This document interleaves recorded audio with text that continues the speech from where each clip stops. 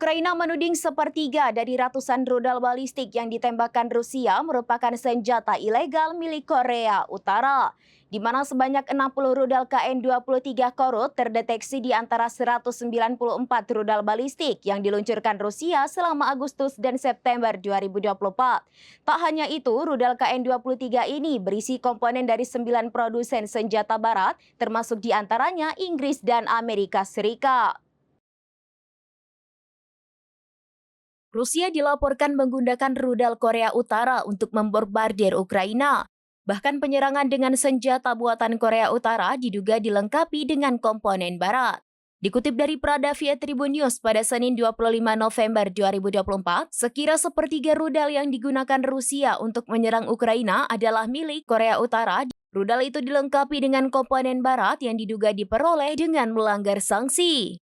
Seorang perwakilan Kementerian Pertahanan Ukraina mengatakan Rusia telah menggunakan sekira 60 rudal KN-23 Korea Utara. Puluhan rudal itu diluncurkan selama tahun 2024. Diperkirakan 60 rudal KN-23 Korea Utara ini hampir sepertiga dari 194 rudal balistik yang ditembakkan. Bahkan pada Agustus serta September terjadi peningkatan serangan rudal balistik.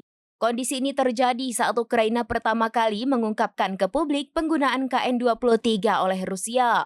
Komisi Anti Korupsi Independen Ukraina atau NAKO menyatakan bahwa 9 produsen barat, termasuk perusahaan dari Amerika Serikat, Belanda, dan Inggris, memproduksi komponen penting yang digunakan dalam rudal Korea Utara.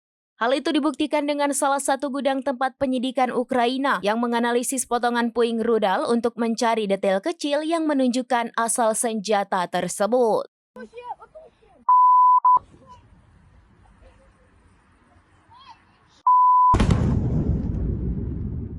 Demikian informasi terkini Syedara Lun. Saksikan terus informasi lainnya. Jangan lupa like dan share seluruh akun serambinews.com.